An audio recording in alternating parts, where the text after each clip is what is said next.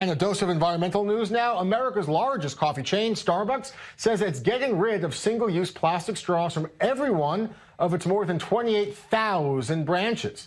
Starbucks became the largest food and beverage company in the world to announce it's cutting plastic straws, but they're not the only ones. They're going to make the change in less than a year and a half. Starbucks instead will have specially designed biodegradable straws for some drinks, and a new designed sippy cup lid for other kinds of drinks. Other fast food chains also have dropped plastic straws in recent years because of environmental concerns. The straws don't break down, they end up in the ocean, and they hurt marine life. Joining me now is environmental policy advocate and board member of Green Course, Elad Hochman. Elad, thanks for being with us in studio. Why is the plastic straw seemingly a flashpoint in this environmental debate? It's a small straw. There's a lot of other waste going on. Why is it so much centered around what you're drinking with? So I think mainly when the private sector is drawing our attention to the straws, so you have two reasons. First of all, it's easy for them maybe to replace that or to give the responsibility to the customer to drink without a straw. How? It's easy, right? Just order it without a straw. Don't get a straw in order to right from the cup.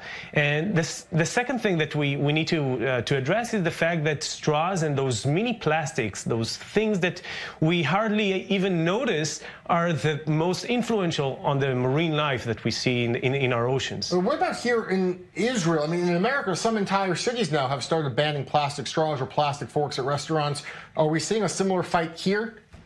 So we're seeing a similar fight. We're seeing with advocates like me or organizations like Green Course. We are advocating with the environmental movement in Israel to reduce the use of plastic, the plastic bags, and of course single-use items such as forks, cups, and so on and so forth. But we see that our policy, our government is working backwards. I mean, especially for Israel. I mean, we're on the Mediterranean Sea. The plastic, the straws, they end up in the ocean. Why is there resistance in Israel to doing what's being done by Starbucks, biodegradable? So I think that it's for us in our very hectic life, it's hard for us to think over, oh, do I need to drink with a plastic cup, without a straw, no forks?